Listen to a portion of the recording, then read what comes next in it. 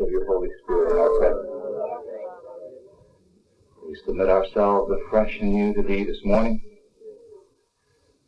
and ask You to do that perfect work in our hearts. Complete that which is lacking. We just love You back. Hallelujah. In Jesus' name. Amen. Amen. What you're getting in your hands today is a paper that I've worked a long time on to develop insights to why God provides hard experiences in our lives and still works through them to His glory. And lest any of you fear that I have gone astray, I read all Gordon Lindsay's materials before I put this out. So I don't think I'll have any. There are a couple more in the back. Oh, look at all the people who are missing them. Okay? Well, He takes care of His side, doesn't He? They shall not want.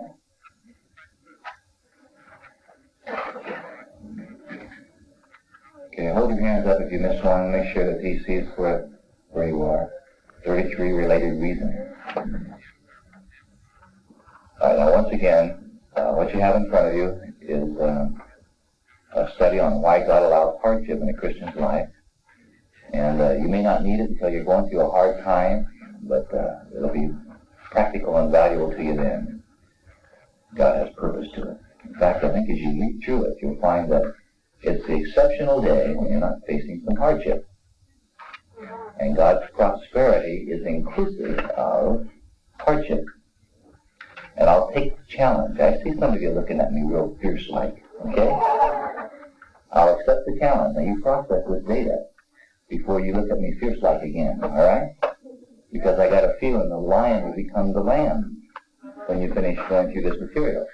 And you'll find it's no special interpretation. You'll find that it's biblical, it's solid, and it all of a sudden will bring to your mind practical reasons. You'll see why God has allowed you to go through some of the hard times you've gone through. Okay? It's been a long time putting it out. We finally got it out, and I think it'll be an encouragement to you. I also have distributed it before I gave it out here. I distributed it to the faculty and other spiritual people on the staff and asked them to critique it before I would distribute it because I didn't want to step on anybody's toes, cause any hardship to anybody unnecessarily. And I've got nothing back that has been negative. Just an explanation about my voice thing. I was fighting the symptoms of something that was in my jaw the last couple of weeks. And was prayed for it. I think in every class with this one. I don't know if I got prayed for in this class.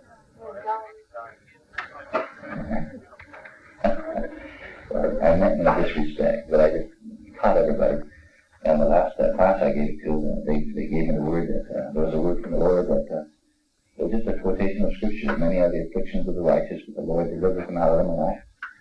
And which is one of those 33 reasons that you have there, that verse fits in.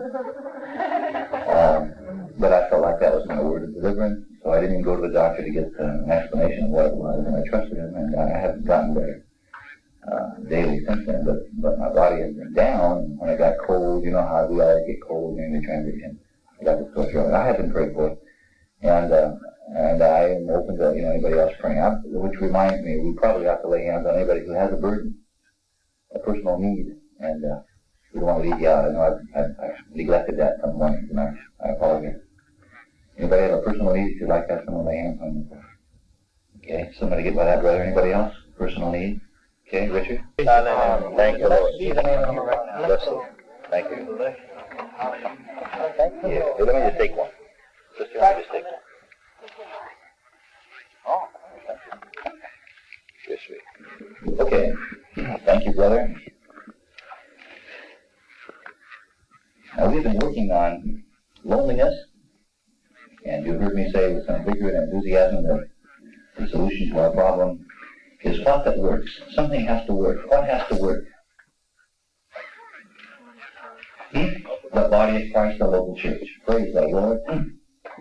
Flesh and blood hath not revealed that unto thee.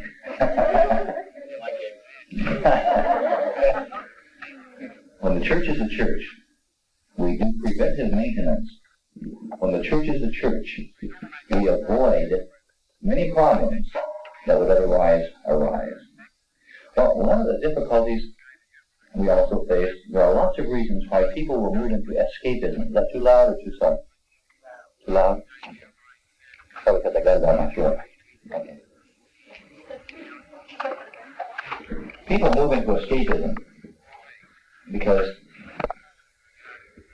they cannot cope. There are different forms of escapism.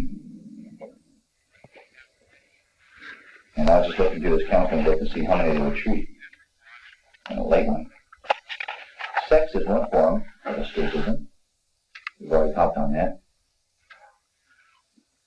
Spending binges is another one, going into debt. We fellas, of course, never do that. You know, we don't go out and buy a new car when we don't need it or anything like that. But these women, of course, do, don't they, brother?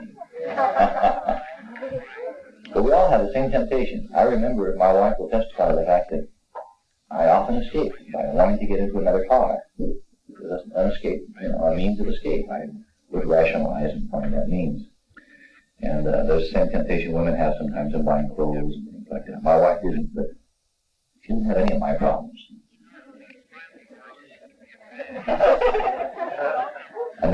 Another way we can escape, a biggie, is through sleep. Love not sleep, the proverb said. I've quoted that verse to my wife. You know the one as the door turneth upon its hinges, so does the slope upon its bed. Most picture it.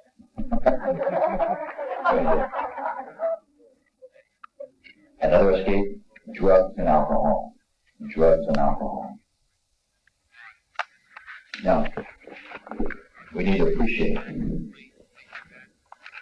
why people escape.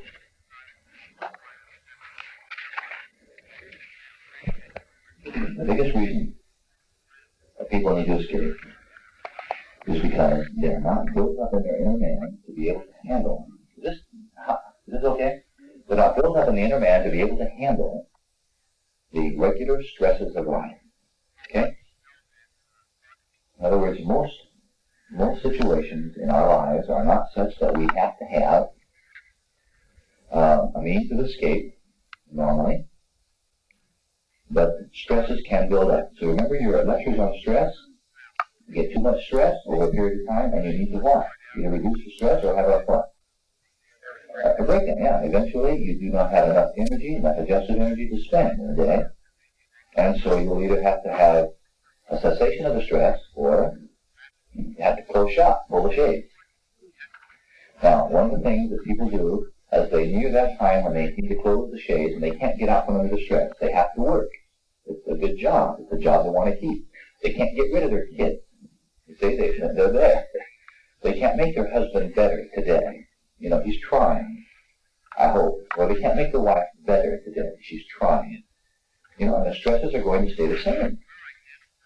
So when they can't get out from under the stress, they can't change any of the stressful situations, and they don't have enough adjusted energy, and they can't face what they're up to today, before they pull the shades, they will try various means of escape. Are you with me? Okay, and one of them is staying in bed. I talked about that. And so they can feign sickness. Now, I call that sleep.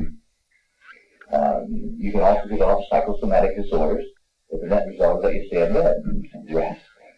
And it's good for you.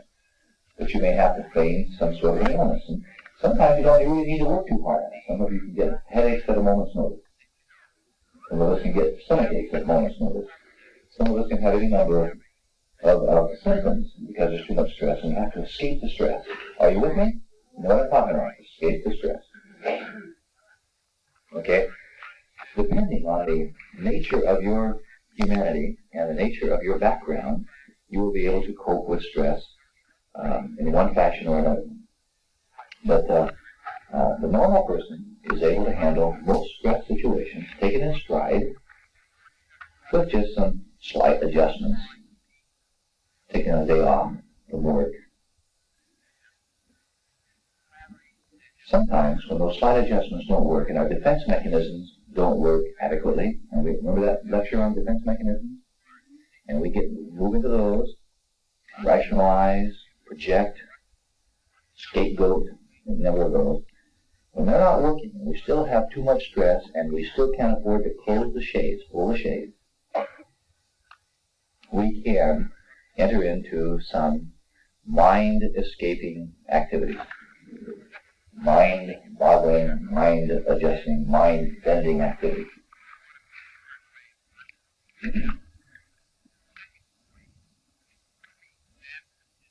I should probably throw out two other common escape mechanisms that aren't usually talked about in the textbook, but I think they're still available. One is television watching. Some people get chronic televisionitis. And then another is eating. Eating is a form of escape for some people. They reduce tension by eating. And the reason why I know that is because I've done it on rare occasion, of course. That wasn't that funny.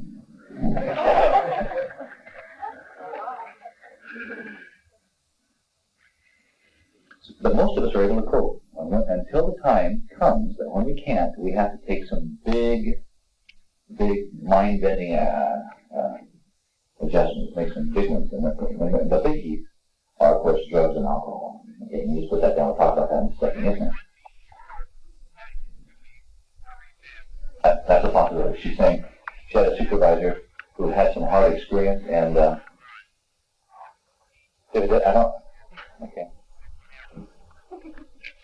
she had some hard experiences, and the hard experiences drove her to working harder, and this is what you call a workaholic. I think that's a possibility too, yes, ma'am. You're avoiding facing some other kinds of problems, so you work harder. In fact, that's one of the things we recommend to people who are grieving too much stress. Grief is sometimes too much stress. So we recommend that somebody roll up the sleeves and work all the harder. Don't quit work. Don't just sit at home alone thinking about their lives. But roll up your sleeves and work harder. Yes, that can be an escape too. You might define an escape as any activity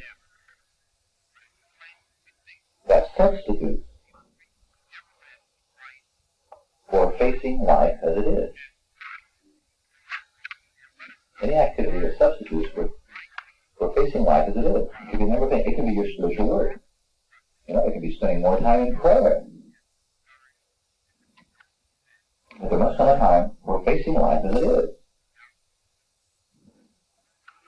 And the evil one, of course, will get you to substitute anything short of having to face life like this.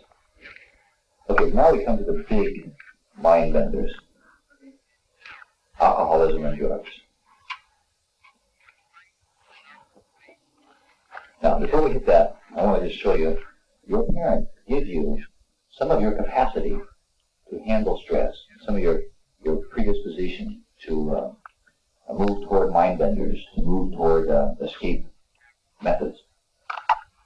But I already have a parent that has a unique way of dealing with stress. My dad liked to deal with stress by flying. He had a hobby. So hobbies can help you get away from stress. I think that's kind of a realistic adjustment. He liked to fish also, and so he would fly or fish. That's pretty realistic. You get away from it. But there are some bad adjustments. My mother is what I would call a person who has had in the past, not so much anymore, a bad adjustment to stress. And she would get sick. I don't know how many thousands they spent on her going to see the doctor, and they couldn't find anything wrong pretty quick. She would become ill and have to spend time at home. She's getting over that. But your parents will build into you some methods. Some of your parents take drugs. They take a tranquilizer. You know what it says? And I'll bet you have the same temptation you get under too much stress. You want the doctor to prescribe a drug. And if you've seen your parents do it, you have a tendency to do it. Are you with me? Okay, so as your parents go, so do we have a tendency to go. We don't have to. But genetically and by habit, we have a tendency to follow what our parents say. Yeah, right. Good point. Yeah, there are some people who are bookworms. Yeah, will just lose themselves in a book, just like you might watch television. Yeah, absolutely. Again, definition of escapism is doing anything that keeps you from having to face reality as it is. And we're saying that sometimes a certain amount of escape is appropriate. A certain amount of escape is healthy. In every life comes sometimes trauma. And you can have one trauma upon another trauma. You ever had that happen? Yeah, you break up with your girlfriend or your boyfriend. On top of that, it's midterm. On top of that, your mother is ill. On top of that, you see what I'm saying? You lose your job. I mean, you can just have too many traumas at once. I need a break. And so some escape would be appropriate. But it's when we're inappropriately escaping and not able to come back and face reality that we get in trouble. But I want you to understand that your parental model, your parental attitude, and even your genetics from your parents can affect you, how you're going to react to stress. One more thing.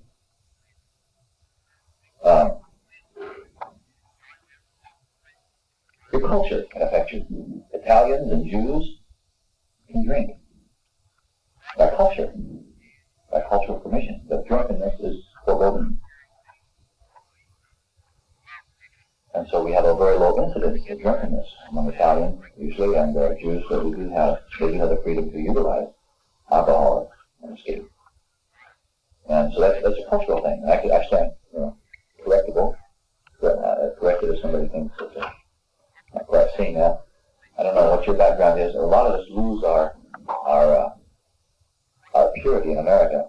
If you can marry anybody, I mean our purity in the sense of racial purity. But those who do have a cultural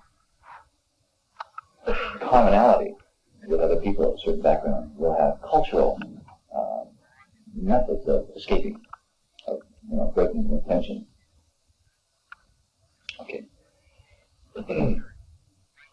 Now we need to concentrate on when a young person or an adult would have a tendency to utilize drug or alcohol. A drug or alcohol.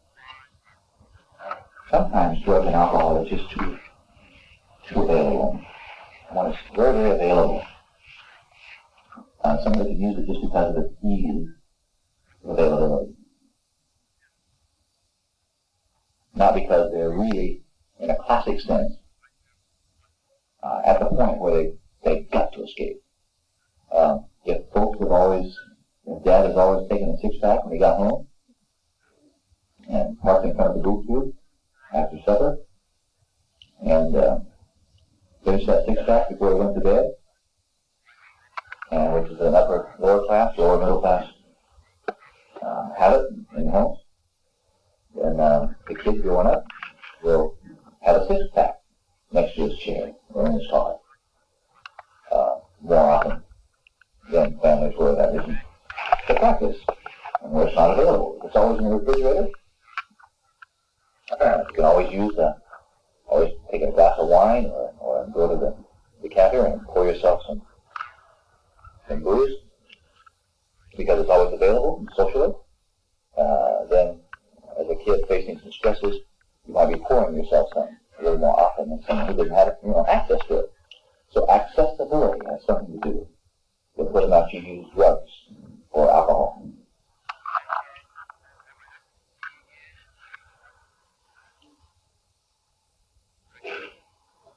But essentially, people who use it are those who have found no other adjusted technique that really works well. And so they have everything to cope with life, the utilization of one of those means. How many people in this room have had, at one time or another, the practice of escaping with alcoholism or drugs? Let me see your hand. See how uncommon it is? Look at that, half of us. Half of us.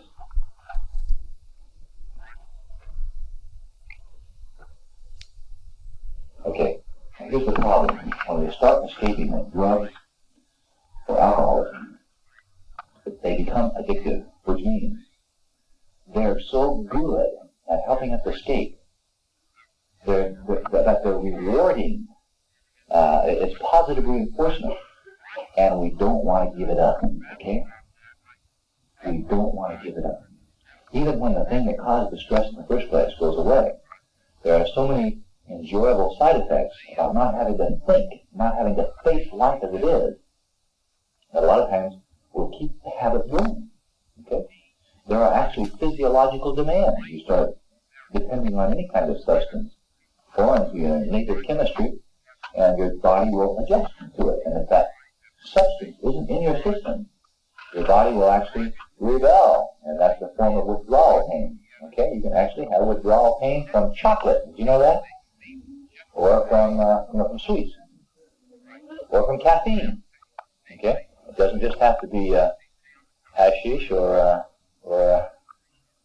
some of the angel dust or some of the other stuff that you can get into, the heavy stuff. Coca-Cola has a lot of caffeine in it, yeah, and sugar.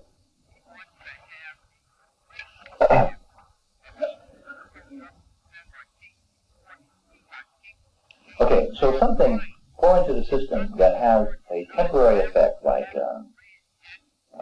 clouding your mind, or a hallucinogenic effect, has enough reward in it.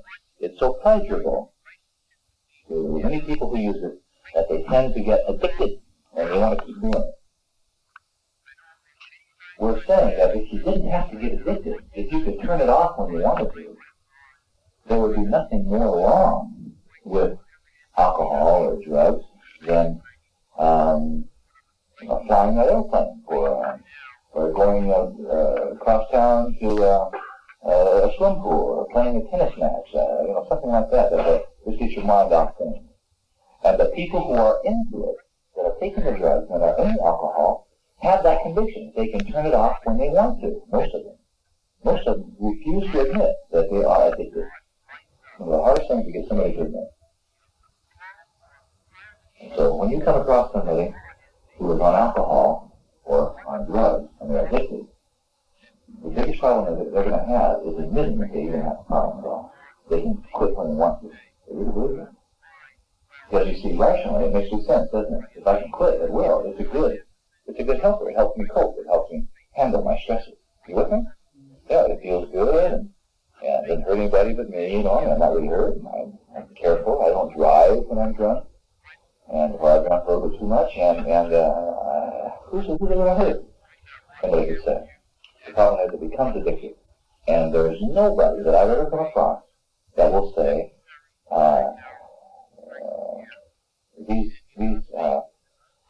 these substances are not addictive. The problem is we do have some personalities that are more vulnerable to addiction than others. And I'll talk about that in just a minute. Without question.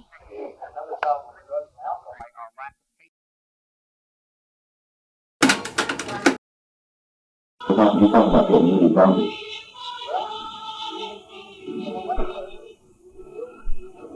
But the depends on the personality. But the fact of the matter is, the first knows that most drugs will affect an alcoholic drug. Is the frontal lobe, the judgment lobe of the brain. Okay? Depending on the strength of the personality, your will definitely be affected. It's not even the level of strong personality. And their will can sometimes get stronger. And that means to me the same. They can become stronger and stronger. Okay, and as part of their there, gets accentuated. Drugs can loosen or they can aggravate. But they have the same kind of effect on everybody. Everybody doesn't get this loosened up. Okay? Some people sometimes have the appearances of getting tightened up. Okay, it can amplify for predisposition is always there. Okay? And you really don't know the effect of the drug until it's in line. Did you know even doctors have to experiment with various drugs? You know, the general predispositions, of drugs, the general effect it has on the general population, but they have to see what specific effect it has on you, because all drugs have psychological overtones. And you just can't say arbitrarily that a certain drug is going to affect everybody the same way. And alcohol isn't the same. I would make it simple. Just because you have an experience with alcohol doesn't mean everybody will have some experience with alcohol. There are some variables relative to the personality. And you get hooked more easily with some personalities than you do others. And there are some people that really can't handle their words. They really can't turn it off at work. But another person drank half of what they drank, he'll become addicted. Have you seen what I'm saying? Okay, if it's something in the personality, you can't argue what it says. But I had one girl that told me way back when I was a kid, he was always lecturing on another, on drinking, because he had a brother that was an alcoholic. When he grew up, and he said, you know, if you never start, you never have to quit. You never take a chance. So,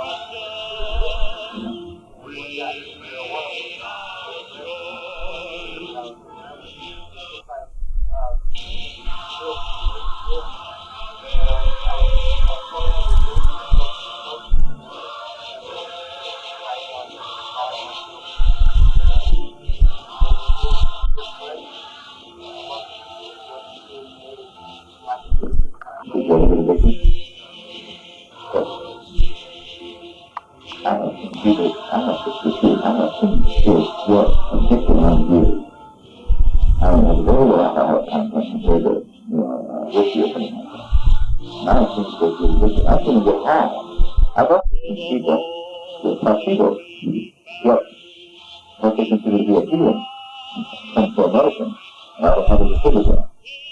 It's just not psychosomatic, it's like that. Oh, they've got so much better, this will do well. Well, what was it work back? It goes good and good. Well, what's the sugar pill? Listen, there are a lot of MDs who just think sugar pill. A lot of them. They don't have science to allow this extra drugs. They give you sugar pill and say, oh, what you can expect in this form? It's healing psychosomatic medicine all the time. And the money is spent to those pills, the fancy creams, the very shapes, you know, putting like a sugar pill. I'm not exaggerating. I would say most middle-class doctors would spend a third to two-thirds of all their medicine in the form of sugar pills. Now, that's not common knowledge, but I've had some doctors share that with me. Okay? And I've heard it repeatedly.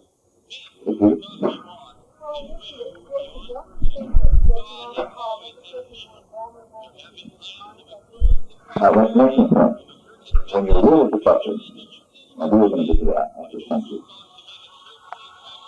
In addition to taking over being affected, because your will eventually will get affected, you do become more vulnerable to demonic activities.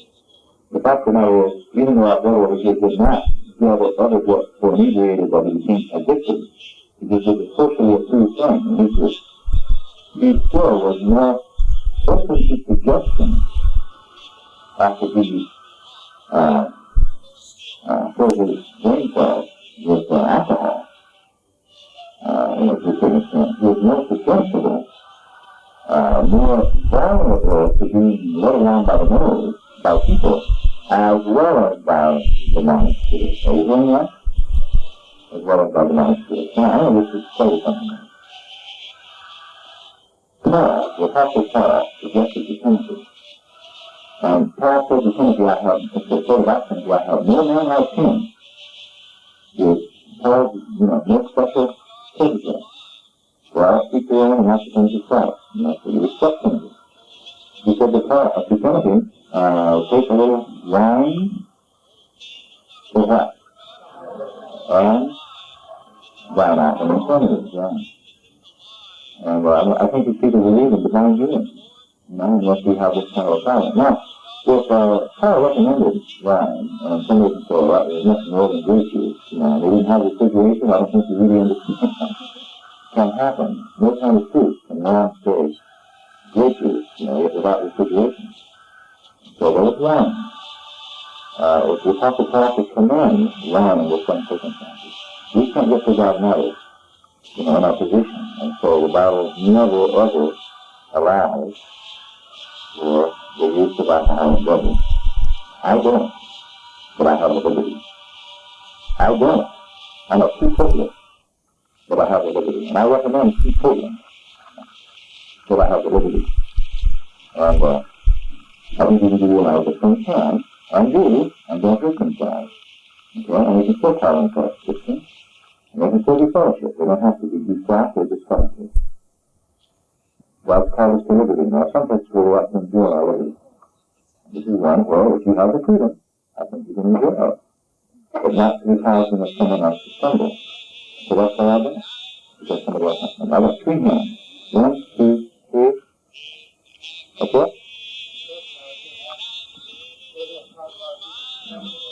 Well, he's asking, doesn't have people stumble. I believe it is true. And see, since you don't know whether or not this person has a highly suggestible personality, a highly vulnerable personality to being addictive. This personality, and so, this is good, now we got just a little bit of fear. And this affected a little bit. And if you're so good, if you're stuck with it, you're going to become an alcoholic. Okay? How do I know that will happen? How do I know I haven't come across something like that? Well, I've influenced a lot of tools for drink. I will be careful. And I will go to no man's conscience affect my liberty.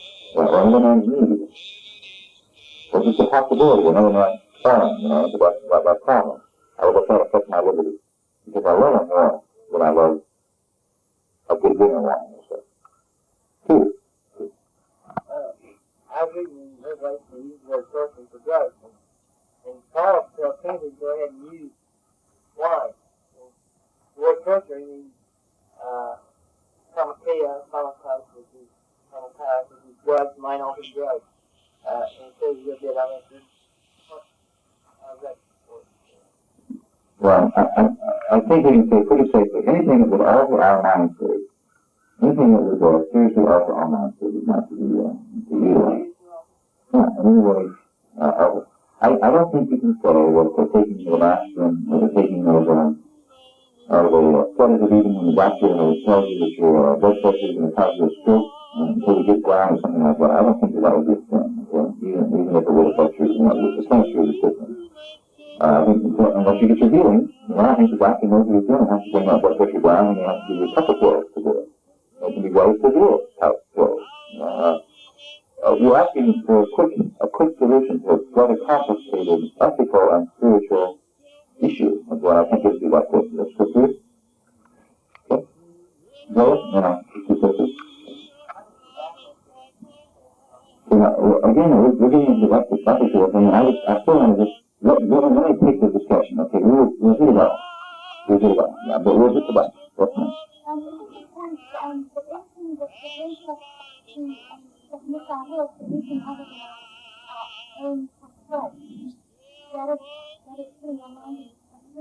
That's right. Anytime you lose control, willingly, of our own volition, and of your necessity to lose control, I think we leave ourselves vulnerable to an arousing spirit. I don't even have to take gas in the dentist here. I go to scream and holler and give them a bad time. And I'll do it. Last time I took a wisdom tooth out, and I have to admit I took a little gas. So I felt like I was always in control, and I never did feel like I lost control. But it's a dangerous thing to have happen. What? Like this brother was bringing out the mind-altering drugs and so on and so forth. Isn't that really what any escapism is? I mean, sleep to me alters my mind. For the time being, it gets my mind off my problem. The hobby gets your mind off the problem. Otherwise, it wouldn't be an escapism. Well, I guess we're talking about when you lose your will. Okay, when I go on the airplane, I don't lose my will. Okay? But when I have filled my system with so much alcohol, but I don't have control over my body, or I don't have control over my thinking, and I get control. That's what I have against hypnosis. You just turn the control of your system over to somebody else. Well, when we first started talking about it, here's what I'd like to do some thinking about. In our counseling, we're going to be dealing with people who are going to come into it, and they're not going to be aware that they are under the influence of drugs or alcohol. Are you hearing me? They're not going to come in and openly confess. And so we're going to have to be able to recognize these people. We're going to have to be able to help them cope with this drug supply and find some sort of a substitute to this problem. This is a big issue. A lot of people are into escapism, okay? They can't cope with life as it is. That is the end thing. Father, thank you for the blessing of being able to talk in this machine. Thank you, Father, for your healing at this time. Thank you for all of us, Father, as we face the vicissitudes of life out there in the future days. But you have purpose in every ounce of pain or discouragement, every tear that falls. There's purpose in it. And help us to leave this material. It's been distributed to us, and help us, Father, to be encouraged that you have control in our lives, that things never get out of control.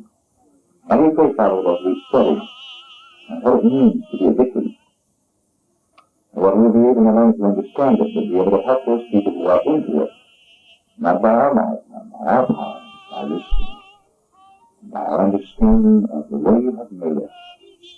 In Jesus'